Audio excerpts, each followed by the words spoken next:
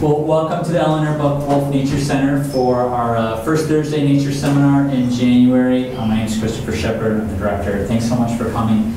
We're pleased to have Bruce Morton from Goodwin College in East Hartford here this month to talk a little bit more about Goodwin College's environmental sciences program, which includes some current research projects along the Connecticut River floodplain, as well as their efforts to expand the program at the college, including creating some local magnet schools for younger students as well. So Bruce, thank you so much for coming. I look forward to hearing a little bit more about what you're doing at the college. Thanks. Okay. Thank you, Chris.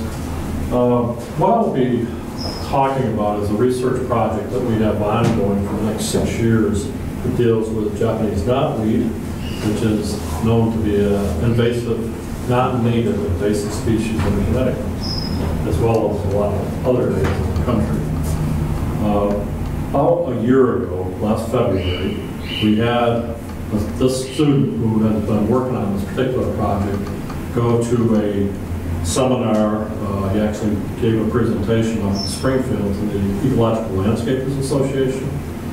And the keynote speaker, as it turns out, was a gentleman from England who is an international expert on Japanese knotweed.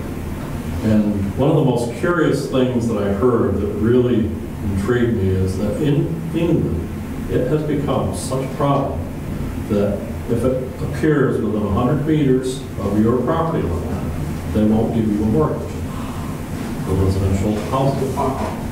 So it says, do something about it or go somewhere else, which I thought was pretty intriguing.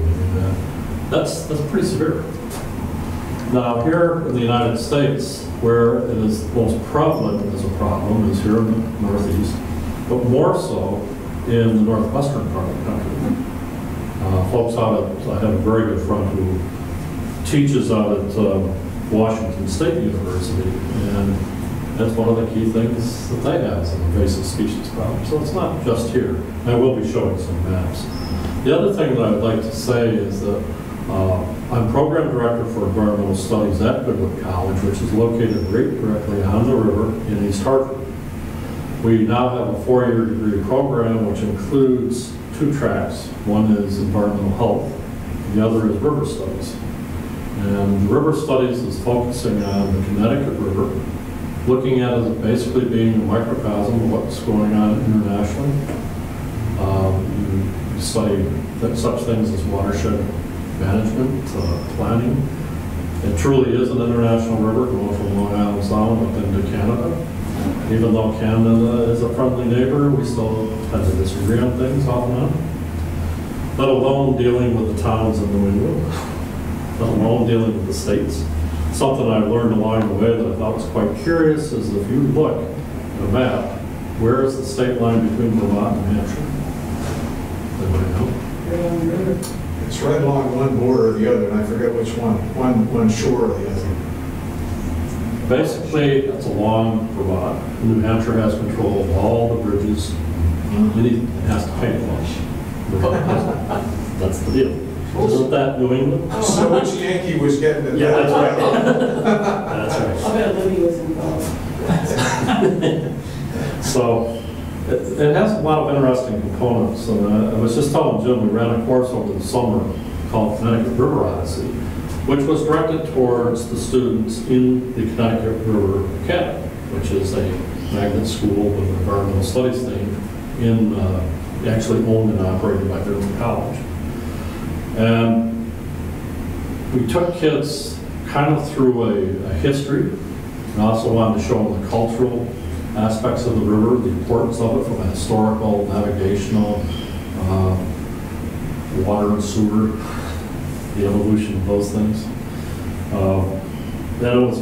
We also went from going up the river as far as we could within a reasonable time frame and going down to Long Island Sound. We have a program going on at Mitchell College so that we can see the marine aspects of water and look at estuaries, tidal influences, that sort of thing. So then we went to a fish hatchery up in Burlington. So you're going into the tributaries that are the offshoots of it.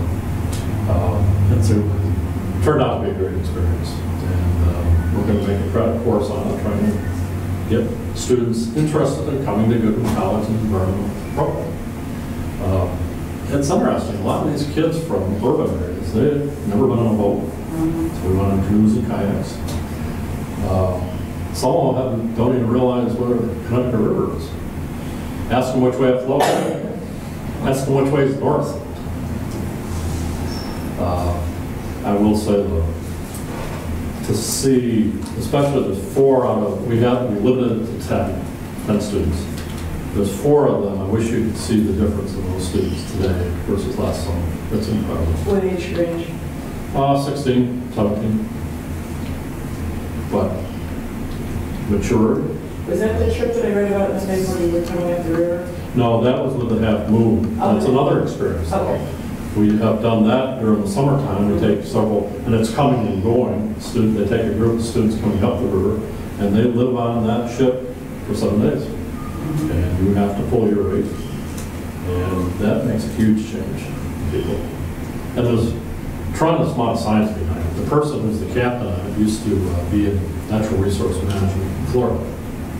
And they've been doing a lot of studies, Hudson River, Delaware River, and now Connecticut River. So we always share notes about the chemistry, the dynamics of what's going on, what you're seeing. They had to leave early this year because of concerns with the storms coming in. Get out in the higher water. Because they were moored the year before and they got hit with some pretty good stuff. So where did they ride Sandy out? Yeah. Out in the summer. Yeah? Wow. Did they make it? Okay. Yeah. But I will say this, you know, the old Ironsides there, he was very good friends with the captain. And that was kind of sad. The crew at the same time. When the ship that went down, they were sailing down the border. Yeah. That was a heartbreaker. Yeah, that's the one that was a music piece up here in Boston Harbor. So, anyways, we have a great program. And I think truly, if you look at things internationally, we're looking at trying to do things in a watershed management standpoint. People don't realize there's 262 today countries that have transboundary borders that are rivers, lakes, oceans. And it's caused disputes historically, you know, back for a millennium, not just a few decades. Probably more common than future. Having said that, the map I show up here is an overall map of the South Meadows that is actually the nature area that covers several things in here. This is Keeney Cove. Keeney Cove is a shallow backwater area you can put in from Glastonbury on Point Road. A lot of people fish down there. It's good bass fishing. You can see this area right here is where it's routinely flooded, and it's a mapped wetland. This is all a floodplain area. Historically, the river actually connected and bent this way and went around. And what's intriguing to me, which I never knew until I started working at the college, is a wedge, a pie wedge, right here. It's Weathersfield right here. Weathersfield Littleton. This area right down here is East Hartford. Good trying. And then this over here is Glastonbury. And the college sits just to the north. This is north, going this way. And this map was generated via the GIS group at MDC, which is great. We have a lot of MDC students who come for our certificate programs. And what we have done, the trade-off, which is that we ground truth different places out there for the GIS group. I have to say that because I don't use GPS a lot when I drive. My wife gave me the Garmin tonight. She said, "Are you sure that place is located where it's at?" I said, "Yeah." I said, "We've been by it a million times, but I just never noticed that it's there." So, but the Garmin is good from 2 years ago. Maps 2 years ago. That was the first question. Has it been there for more than 2 years? So, this area, the fact that it floods, the elevations change every year. And it's, you know, it always floods in the spring. Well, it didn't flood last year, but it flooded during the fall. Yeah, twice in 2 weeks. Twice in the fall. Right. Yeah, you gotta wake it up Yep. on and off. The other thing that's interesting, this all used to be farmland. This brook coming down through is known as Pewter Pot Brook. I am hopeful that I'm going to have a student doing some historical depth. Orient me, where is the ferry crossing? Or, you For know, Glastonbury, that's part of it. What happens here is this is the first meander that goes around and then it swings over. oh, okay, so you're back farther around out. again. You're farther out, okay. Because the college does own a large section of Coast And Point. where's the Charter Oak Bridge in relation to that? It's just to the north. And Just- when entrance to Weathersfield Cove is just to the left, Okay. just across the river. Just across over here. That's right. Oh, okay. This is Brainerd Airport. Got it. Excuse me. So, the college has started to do a lot of different, we call it our living laboratory. And you can't help but be excited by going out there because there's all different sorts of habitat. Nice flock of turkeys, there's a lot of deer.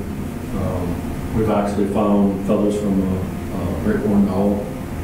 So every time you go down now, there's a flock of turkeys there. That's one thing that keeps getting bigger and bigger.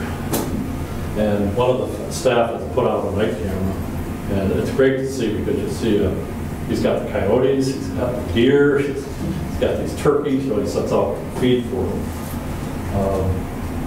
Probably the plant that grows the best on here is poison ivy. There's a lot of them. And anyways, Pewter Pot Brook. I imagine it was called Pewter Pot for a reason. Pewter. They probably made pots and stuff out of it. One thing about pewters, it had a lot of lead.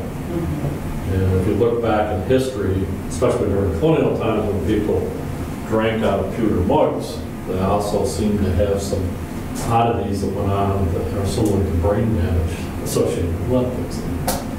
So, you know, and they stopped using pewter for that reason.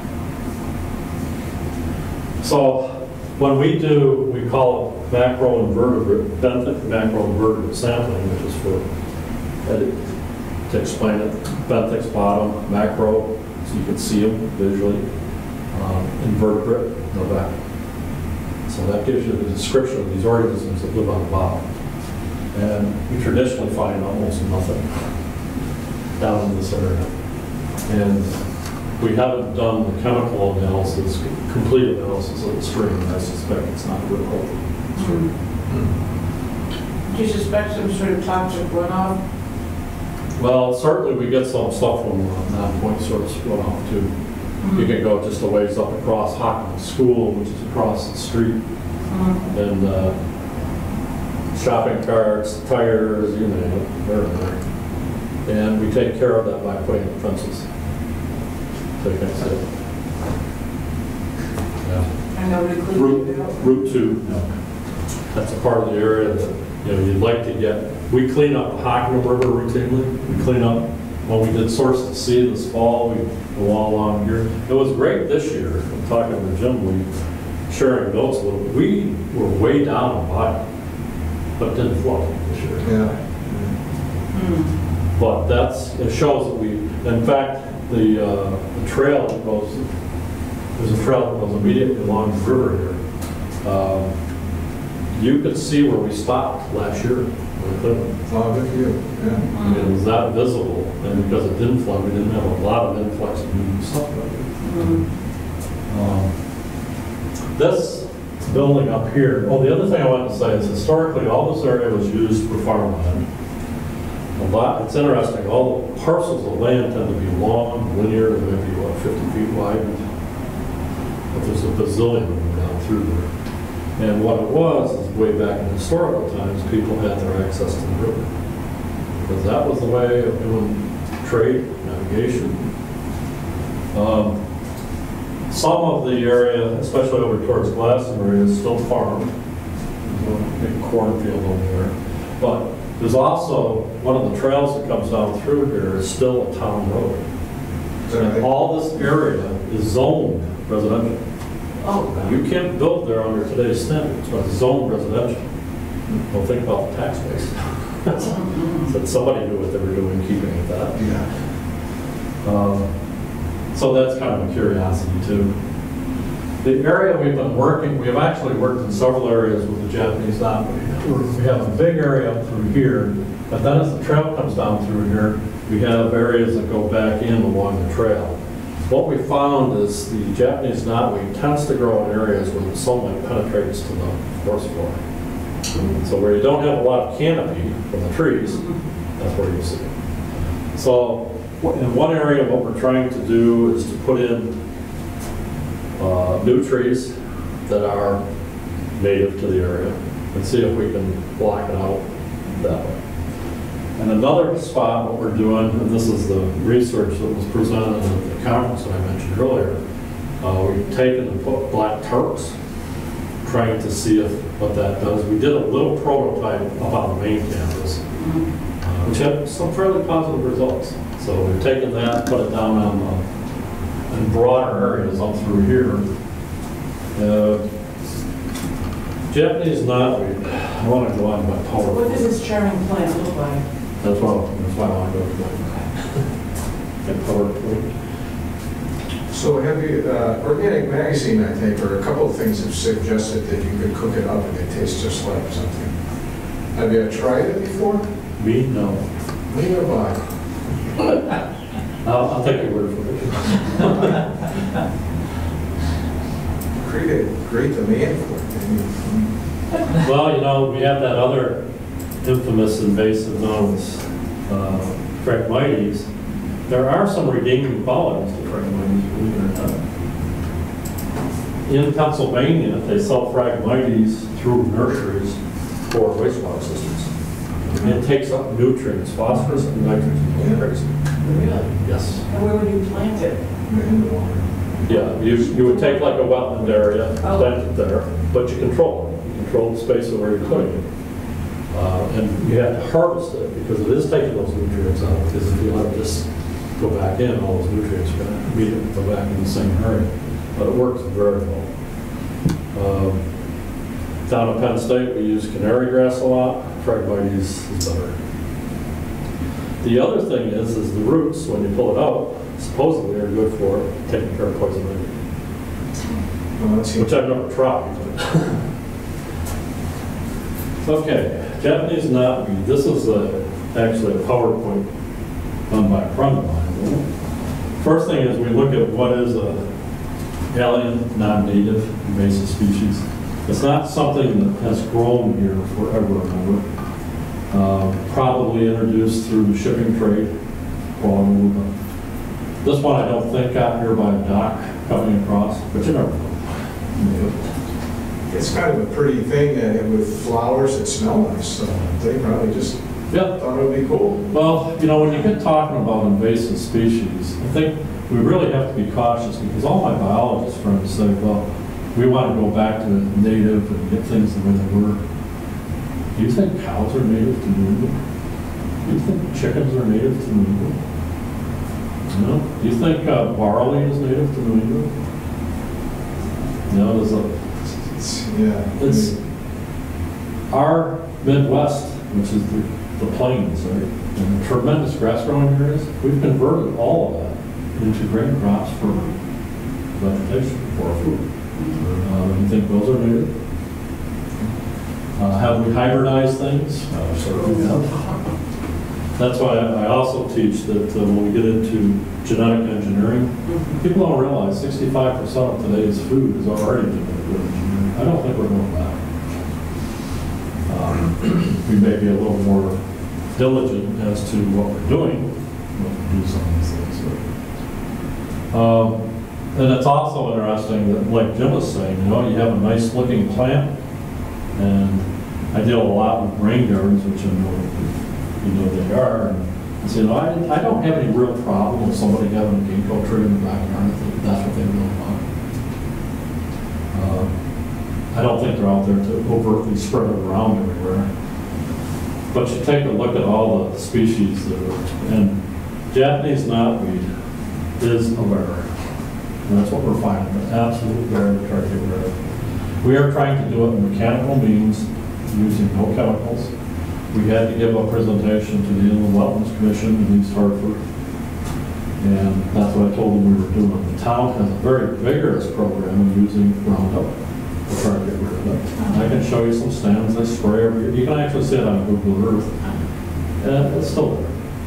Which was great for giving my presentation because it's a quarter mile from the town hall. It's right on Main Street. Can't miss it. And it just comes back every year. How did it get here? We can time date it to a couple hundred years ago, and there's no question it came from Asia. Description of it. This is what it looks like when it's flowering. It's not a bad I had it in my backyard. You probably do. Probably do. And if you have it, you're going to keep it. We used to call this Chinese bamboo. When we were kids, we used to go in, and it was great. You'd have a stand of it, you'd knock it down, make forts and pass through. A month later, you do it over again and have all different forts and paths. Oh my gosh. Then we have wars in there. You know, it's a big play area. It's great. Nice looking flower plant. As you can see, this is right along the roadway.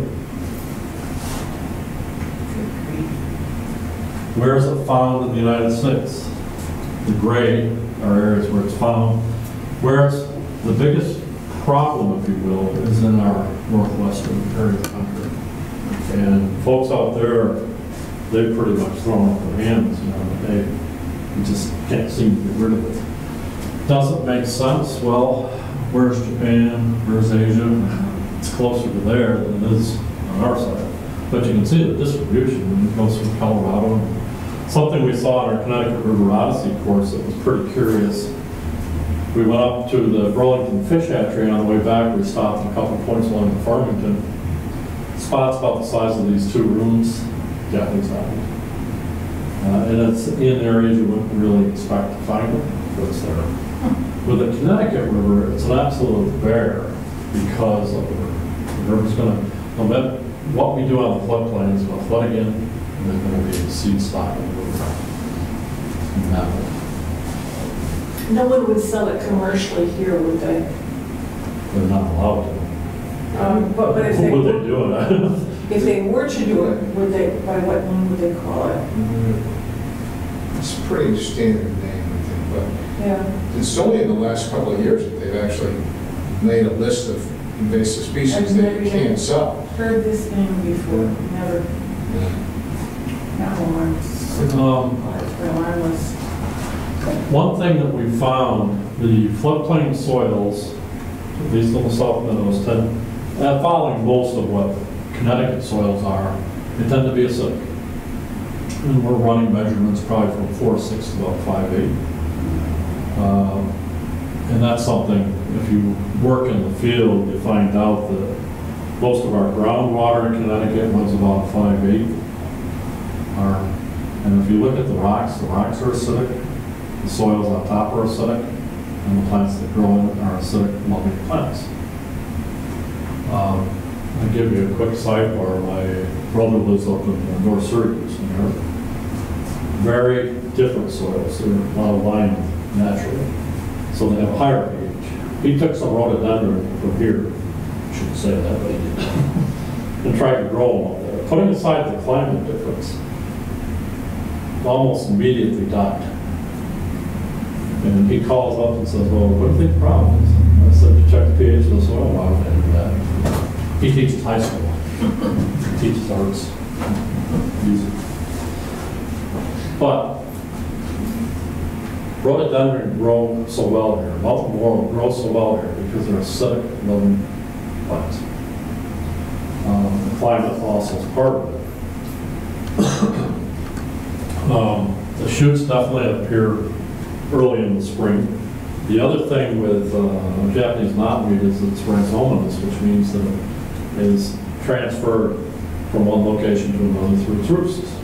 Now, we have, I'll show you a couple of posters that the student put together for his talk, but we found on the floodplain, it's actually kind of a fortunate thing. These roots will go down anywhere from 3 to 6 meters, which is roughly 10 to 20 feet. In the floodplain, they only go down about a meter. Well, the reason is that's where the water is. Because of the flood, you're right down there. So we don't have a deep-rooted system. We do have the big nodules, you'll see. We found by putting black plastic over, we could deter growth in that immediate area, but what it does is it pops up around the outside. So a friend of mine from NRCS suggested, and I think we're going to try this, is put in some vertical barriers on it. So we'll take our sheets of plastic and then run down a meter with some vertical barriers and see if that stops it. We also have been harvesting the Japanese knotweed by hand. We have student slave labor. And the students are getting very frustrated because, you pull it out, you're back there 30, 40 days later, pulling it out again. And it's interesting, as you go down the trail, the trail system goes for a few miles. As you go down the trail, where they're breaking off the stalks get higher and higher up because I've had them pulling it all out. And what we're doing, we actually have been taking it, putting it into a dumpster that goes to the incinerator, because the only way they really found to get rid of it is burn it. You don't want to put it into another pile. You don't want to compost It even reproduces from the stalks? Yep. Pretty much any place you have a fragment. Yeah. And of course, we're pulling out the stuff from the root. Oh, you're pulling it up by the roots, okay. All right. Yeah. So, all you need is a little piece left that's there right. to grab. Yeah. Just a little piece. Yeah. This is a nodule. And this is just exactly what it'll look like. A little piece starts coming up. This stuff loves to grow. I know we have a new vesicle they're going to call a mile a minute, and it's got to be borderline next to that. But it is interesting that this is shallow rooted in the floodplain, so there may be some promise, but pulling it out strictly by hand is a lot of manual labor, and it does get very frustrating. What are they using to pull it? Just a shovel or? We've been using that strength. Did you ever try one of those weed Yes. things? Is that? Oh, we had been using some soil augers and different things like that. The first time that we went out to start this project, I had like 20 of us went out, and it was great. We wiped out an acre of this stuff in short order. But the follow-up stuff, you don't have the same 20 people there. You may end up with 2, 4. That's just a lot of work. Why is it a problem? Well, once it starts coming into an area, it basically outcompetes other species of plants. That's what an invasive species is. By the way, poison ivy is an invasive species. Is it really? It's just that it's native. Oh, right, yeah. But this is part of what like I mentioned. We found that where the sunlight is penetrating the forest floor in the floodplain, that's where it seems to grow. Little value to wildlife.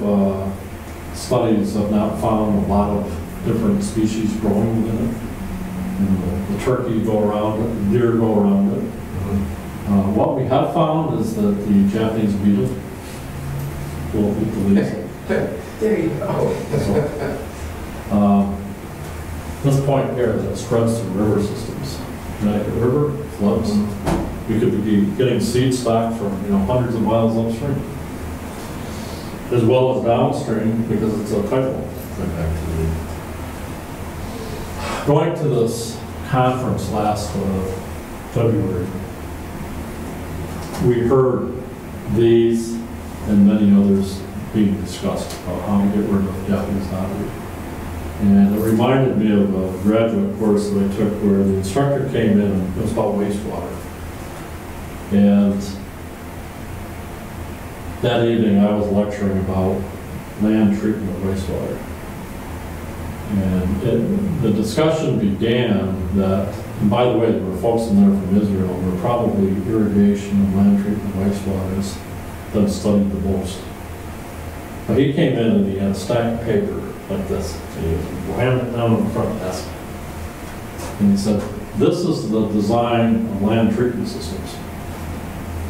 Then he came in with a page and a half and laid it down. He said, there's a design for a toilet. And his point was, the further away from the answer you are, the more paperwork it is. If you have the answer, it's nice and simple, here it is. So putting that in, that's what where we're at. We're trying a lot of different things. Roundup is the chemical application. We like to put it on the root system. We said we would not do that in the floodplain because of concerns with water contamination in the river. Good question. If it likes an acidic environment, and you say that it does, what about baking soda to neutralize it? We're thinking about that. Okay. More lime. Yep. Yeah, line the heck out of it, Yep. you gotta do it? Probably not. If we, well, you know, like here they found the pH range was to 7.4. You can line to 8.2 without much difficulty. So, yeah, we've definitely talked about that. Good. Okay. That's fine. Would that be considered chemical treatment? We have sewage treatment plants we work with for tertiary treatment, which is removal of nitrogen and phosphorus. We can control the biological processes by using two things: sugar and baking soda. Going to the groceries. Now, if you go and buy it from a chemical plant, they'll sell it to you as a chemical. Going to the grocery store, they'll sell it to you as a chemical. There's another thing that I use in water treatment. We use alum a lot. Well, if you go in and start looking through some of your spices and all that you use alum. You use it for pH control. We use it on crops out west to control pH. Going the other way, making it more acidic. So, and it makes it, I always tell the students, if you can use something that comes from the food industry, we are very, in this country, very good at FDA looking at the chemistry of our foodstuffs and our drugs. So if you tell somebody that it's used in their cooking, that's all right. It seems to make it easier, more palatable. Biological controls, boy, they've tried a lot of things. Interestingly enough, what also has come out of this, and UConn has a, I can't recall what the conference is called, but it's basically the natural resources of Connecticut every year. The next one's coming up in March. We have a student that's going to present on vertical growth aquaculture.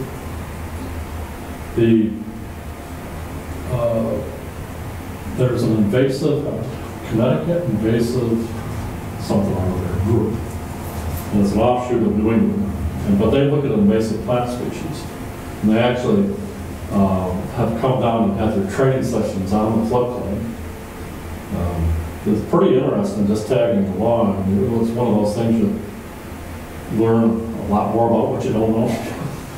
And it was funny, the person who was giving the training, he comes from a botanical group up in Boston. I guess he's fairly well known. But he came down to a couple weeks ahead of time to look at what we had for facilities and that sort of thing. When I took him down to the floodplain, I literally was shadowing this gentleman for about an hour and a half. He wasn't saying anything. He's looking a lot, but he wasn't saying anything. And I said, I have to ask you, is this a good site or not? Oh, this is fantastic. We had more invasive species than I wanted to hear about. But there was one in particular he was looking for, and it was a type of grass. And when they actually had the workshop, and a couple weeks later, he found it. He was so excited about that he found this grass. What don't we have down there? But at least the Japanese knotweed is something everybody sees. You can't miss it. Where the grass you put before it goes down here. So that's kind of a quick trip through what Japanese knotweed is about. Now what I'd like to show you is, obviously the group's small, we can show you the specifics of what we were doing. This was the main spot where we were doing the research on it. This is what it looked like initially. Looks like you're growing some pretty healthy Japanese hemp. And by the way, this stuff is this high. Oh, wow. This is what happened after we went in with the group. I said we had 20 people who went in there. spent a day and just cleared everything out. Did a pretty good job. This is an area that they had cut mechanically, brush hogging. This area, that's how we did a lot more thorough job. Brush hogging, you can do a lot more in short order, and it doesn't take all the manpower to do it. This is the plastic that was rolled out over this, and I actually, to make sense of this, it's part of a class that we look at ecological restoration. So we put in surrounding this monitoring wells so that they can look at the soil cross-sectional profile and the soil conditions, what are the minerals that are present, that sort of thing. Then I also have them monitoring the river at the same time, so you're looking at comparison of what the water is in the river versus the groundwater on the side. That's much more than just looking at Japanese knotweed. So the progression becomes what occurs over time. And it doesn't take long at all to start getting the sprouts coming back. The other thing that occurred at the tail end of this project that he was working on is Hurricane Irene. And we were using black tarps in the floodplain. They're probably down in Home Saybrook after the flood. We lost one of the wells because of that. That's what this is one of the wells. The growth, it just keeps coming in. This past year, we have harvested it probably 3 times by hand, and now we went in twice with brush hog. What we've actually done, we're on a 6-year grant from the USDA, and I'm glad the person who was in charge of the grant is a good friend of mine, he's an ecologist. And he said, do you get the sense that we're going to have to live with invasive species? And now he's looking at many different kinds throughout the state. And I said, yeah, what's success on something like this? Getting rid of 25%? We're never going to get rid of 100%. But if you run a large herd of mosquitoes and you get all the leaves, maybe You're like so many other things. Yes. Now we have a problem with Japanese beetles, right? And we got that, right?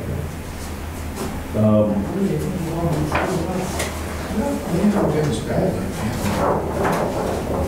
Down on our floodplain, most of these are cottonwoods through here.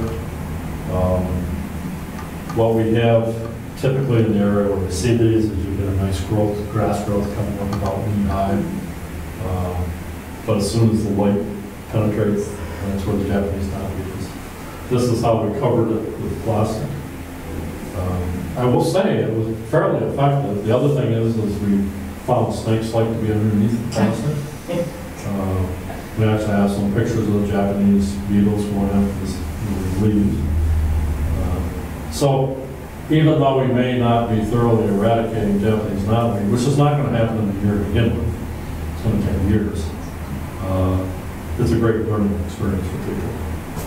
The students, by the way, this student, he's a natural salesperson. When we went to this conference, a gentleman came over, offered him a job. He already had gotten a job, but offered him a job on the spot, just based upon his ability to sell this product. And he actually called me afterwards, this gentleman came over to me from Boston, and said, "You sure he doesn't want to work for us?" So that's great stuff. One of the kids who was on the walk last. Yeah, well, no, not that long, a year before. The other thing that I do have for you, I have a couple of things.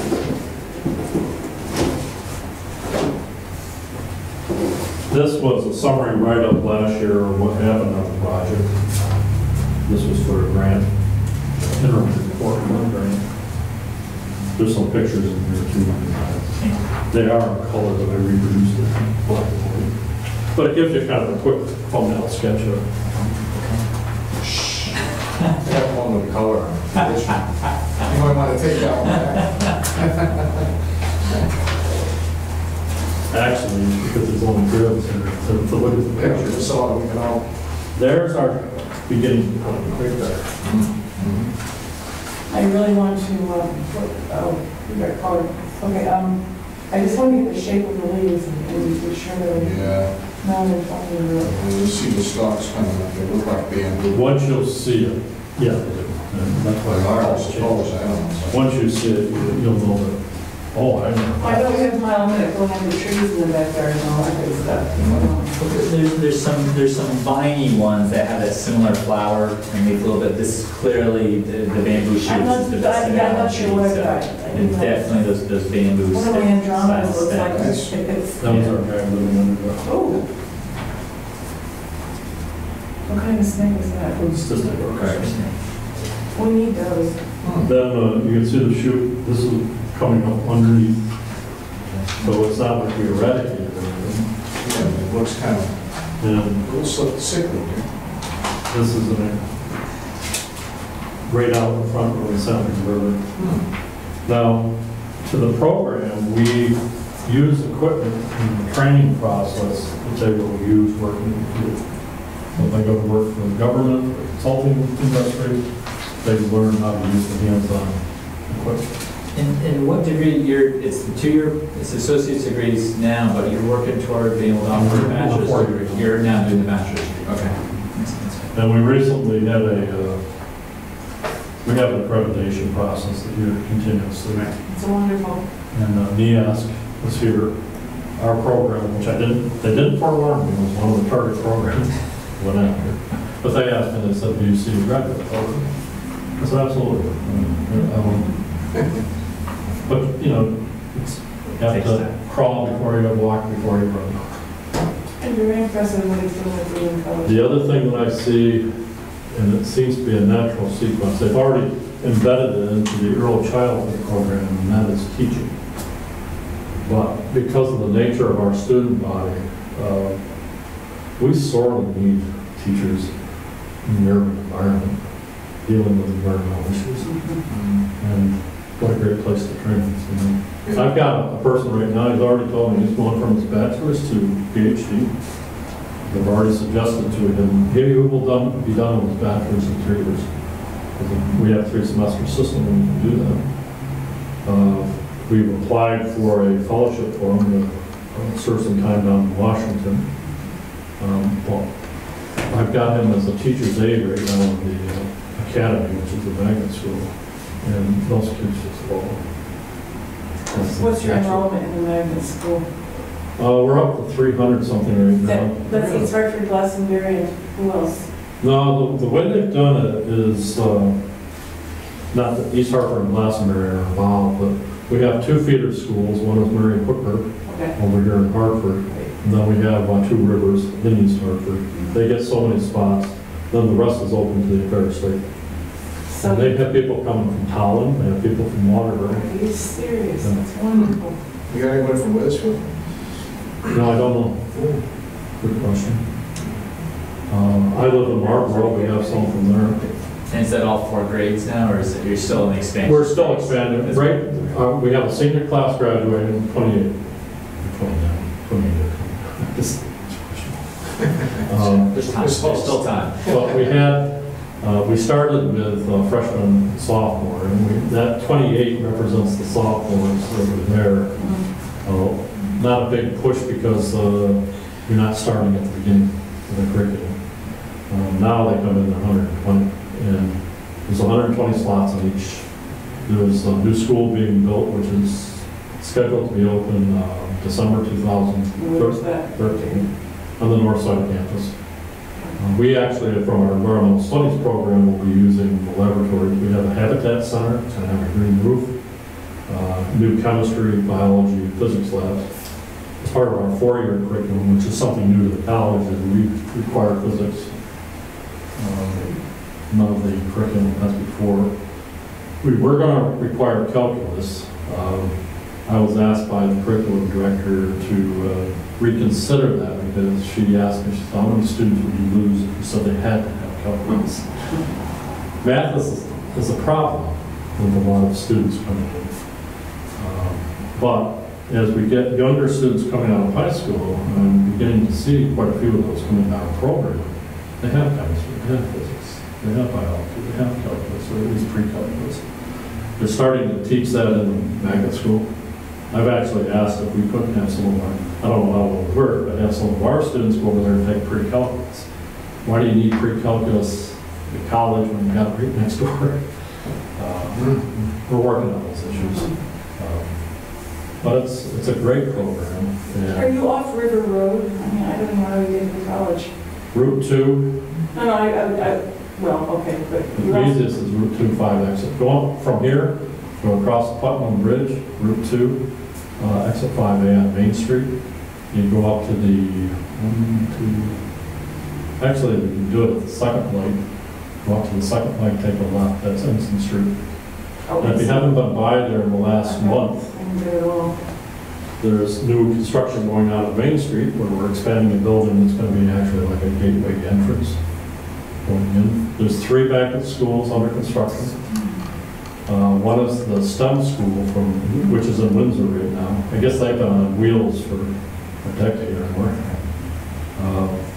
STEM being science, technology, engineering, math. That's an elementary? No. It's a high school. And how's That's going that on the different old Pratt & Whitney property, right across from, pretty much kind of catty corner from Hockman School on High Street. On the Wilgoose? Yes. Oh, really? Now, how is that different from GAMS? Greater Hartford Art, Science, and Math and science. Math and Science. I didn't realize that. So STEM's another program similar, I think. In all honesty, don't understand all that stuff. Okay. Why do we have a whole magnet school system and then we have our whole other school system? Wow. It's As it's the Greater Hartford Academy of Math and Sciences in that learning quarter next to run by CREC. It's a lot like the arts one. It's more juniors and seniors. It's a half. That's okay. They stay at their home school and they go there to specialize. It's a half and half thing because I have this wonderful student that hangs out in the media center because he has slack time between his classes at the high school, at our school, and taking the bus to Hartford for the other half of the day. And it flips younger kids in the morning, older kids in the afternoon. And the STEM school, I think, is a full-fledged high school that has that thematic focus. Now, it's intriguing if you go over to UHart. They've got a magnet school. And what it is, it's an engineering school. Boy, I tell you, when you go in there and meet the people, there's no question it's underground. But you go into their chemistry labs where they have all these fume hoods and everything, and it's all robotics laid out there. You don't see any chemistry going on. It's funny. Do you want to tell us a little bit about the boat trips, or if that isn't really part of your presentation? No, but the boat trips. It depends on which boats. The half moon we've been doing every year. Sometimes it's in the summer, sometimes it's in the fall. The kids have to be competitive because there's only room for a certain number to go on. But they get to spend a week. This year they boarded down in London, onto the sound, and then come up the river. Going back, some of the people actually went up the Hudson. A lot of the kids can't go that long. When they come back, especially when they come in, they always have kind of a little get-together for them at the dock. And it's heartwarming to hear things. I was going to come over there this summer because I was reading about the day, but for some reason I never got there. And most of them that go on want to go on again. So they're scared to death when they first go. Now, in our program, we have what we call a Carolina skiff, which is a big flat-bottom boat, pretty stable for sampling on the river. And we have, of course, that riverine ecology that we're doing in the summer, where you go out and learn how to sample the river, what it's about, that sort of thing. And it's amazing the students who are afraid to death go on that boat, but they want to. And I had one kid that I said to him, he wasn't part of the class, but I said, "You want to go on there?" He's one of our students. I said, "I'd like to try it." I said, "I've never been on a boat before." And he went out and he came back and said, "What did you think?" I said, "Well, I was really scared." So the following week I asked him, I said, "You want to go out?" "Oh, yeah, of course." I said, "You're not afraid?" "Oh, yeah, I'm not afraid." That river has a tremendous current. Oh, Yeah, as I was saying, I grew up on the banks of the river, on Burbank Road, which is now truncated. It's gone because I only one in Cutthroat used to be our backyard. I remember the river snakes that would come up and this and that. The river is absolutely beautiful and it's very dangerous. It's very powerful. I think the best example I've seen of that, it was an evening class last summer, and I took the students out because one of our classrooms exited out to the river. And there was a gentleman out there swimming, he had a spotter on the board. And he was out there swimming, and we watched him for about 15 minutes, and he didn't get 10 feet. And when they came back in, this guy was in good shape. And I thought he had come up from some distance below until I saw the spotter that had actually started right next to our classroom. And his goal was to get from there to the Charter Oak Bridge in 30 minutes. When I said 15 minutes in, we were 10 feet. He didn't look at the current, he didn't look at the tide. And put the two of them together, and whoa. The first time I ever canoed the river, I had my nephew with me, and we put it in Glastonbury, went down to Middletown. Oh, that was great. Didn't know anything about the tide, didn't know anything about the current. Coming back, holy cow. And usually if you're I found take a kid new to canoeing, you take one of the toughest part first, and then have the fun part. Go uphill first and then down on the way back.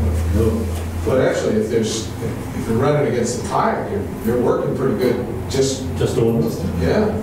But it's very deep. I mean, it's been traveling the 400 miles by the time it gets here. And we'll say, it starts in the lakes way there in northern New Hampshire and it stops way down. Yeah, it drops about, I don't know the exact figure, it's like 2,300 feet.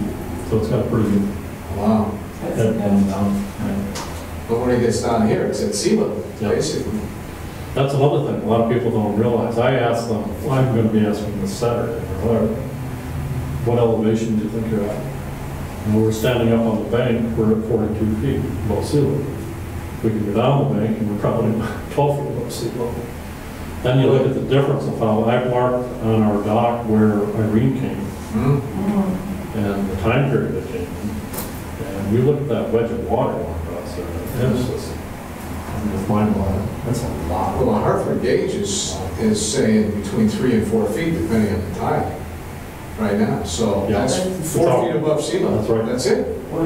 Yeah. I mean, I don't understand. If you're standing next to the sea, which is sea level? Low tide, mean, high tide, or what? Usually you look at mean tide, so you're trying to level out the difference. Now it's changed. Connecticut actually has changed design standards. It's going to continue to change. We're measuring in the last 10 years visible changes in sea level. So whether you want to point the finger of blame, global warming, this, that, or the other thing, to me it doesn't really matter. Some of it's natural, yeah. We as people probably exacerbate certain areas and certain things. Down by Haddam Neck, the temperature of the Connecticut River has increased 3.7 degrees in 30 years. Wow. And that's measured constantly. So it's warming up. So, and it's not the nuclear power plant that's there. It's warming up. Well, it is by a little bit. Doing its part. And it's not there anymore. That's right. It's not there. That's why we've been monitoring Yeah. to see if there was a thermal pollution. Wow. The other thing people don't realize, like they've done an ecological study in that area, there's 55 species of fish. Two most common asked questions that I get, so does Virginia DeLuna from USGS. Can you swim in the water and can you eat fish? Shad, I wouldn't do without shad when you go for anything. Connecticut River shad is nothing like that. And Fortunately, Connecticut River shad doesn't live in the Connecticut River. No, it's a pass-through. but it's really good by the time it gets Yeah, it's still good by the time it gets there. You know, an interesting field trip we took, and I almost felt guilty of not having, we went up to the Holyoke Dam. And I had not been there before. And of course, there's some famous paintings of it and things like that. Holyoke was the first industrially designed city in the country. When you look at the dam going across, which has gone through many renditions, initially it was wood for the first couple of times. But you look at it, in low water, and we put a dam across the entire river. And you have to say to yourself, why would we not think that we screwed things up by putting this thing right across the river? Now what we're doing, and I didn't realize the person we had teaching our class who was giving us this tour actually worked on the design of this. But they put up a fish ladder, it didn't work. The eels use it. The eels The fish don't. So then they designed this kind of a raceway system going to an elevator. And the elevator, and it works. The fish go into the water, rapid water, go over to this thing, and then the elevator lifts them up and drops them over the net. Oh, you're kidding. And the day we were there, unbeknownst to me, the shad derby was on. Oh, When we got there, there's hundreds of cars all over the place. I'm thinking, what's this about? Well, they were there fishing, so we got a great tour of the dam. But they have graduate students watching and counting the fish. They come up on the elevator and transport it over. And I asked them, because we're using clickers like we used to use for counting traffic on the roads. I said, how accurate are you? How do you know those fish going back and forth? And the guy who was a good student answered, he said, our data has never been questioned. I said, I believe it, because nobody else is going to go up there and spend $7. But while we were there, a lot of North Atlantic salmon came in. Spoke up, good size. wow. But talk about a mad dash. What they do is they capture, because of the females coming out, they capture them, take them to a nearby hatchery so they can get the eggs out. But they just, it was like they call to the hatchery, these guys go into fast motion to go in and pull it out. Now, they're still doing that? Because I thought at some point they were going to give up and say, yeah, we tried. But they haven't. Yeah. Steve Gephardt, who runs a program for Connecticut, we kind of laugh at. He gives it, by the way, he has a great talk. We call him our $1 million man, $1 million fisherman. It's cost $1 million for every one of those.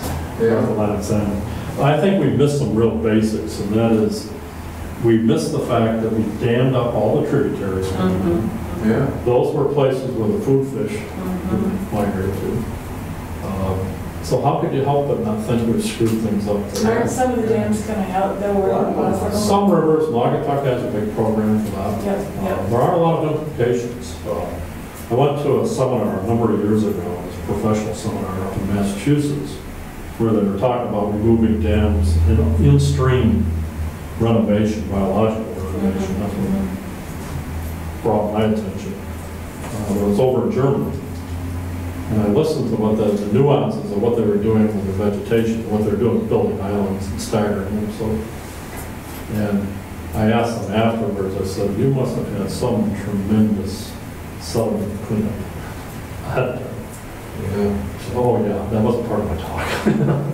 But millions and millions of dollars behind the dams. Because where the contaminated sediments end up, it's quite a dams. Yeah, my son is actually got masters in dam removal, stream bed restoration at UConn. There's a lot to it. Part of his master's thesis is the kind of the job security thing. There's 10,000 dams in New England that are left over from those days that either need to be repaired at great expense or breached or removed or something because they're old and they're also screwing things up. So.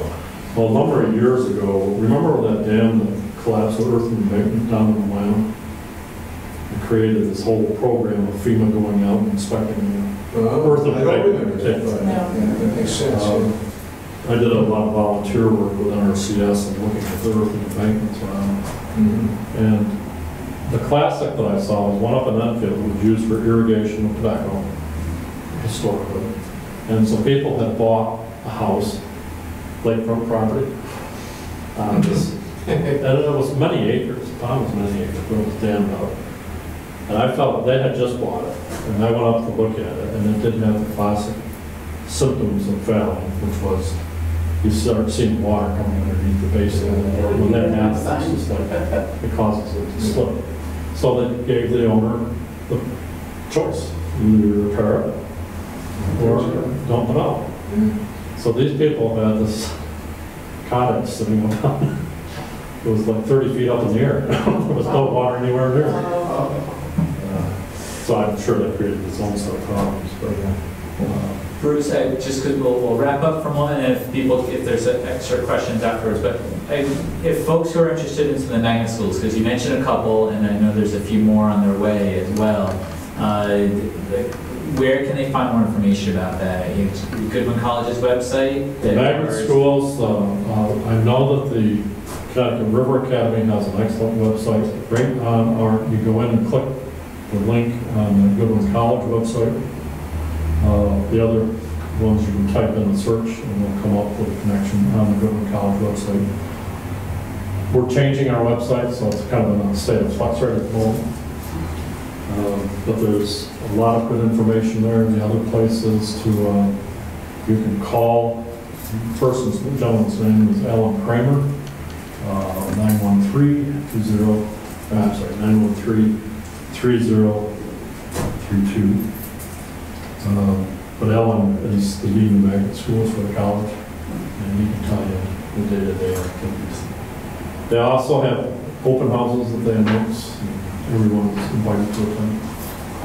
Excellent. Bruce, thanks so much for coming here. I really appreciate it. I appreciate your time. Thanks, Chris. Our next seminar is Thursday, February 7th, 7 o'clock here at the Nature Center. The topic that month will be emergency preparedness for your pets. So just general hints and tips on helping us to prepare ourselves and our homes, but for those of us with animals that we're taking care of as well, what to remember and how to help prepare for extended power outages and things like that when you have animals at home as well. So, so I hope to see you at the Nature Center. You can always call us for information and details. Thanks for coming. Bruce, thanks so much. Thank you.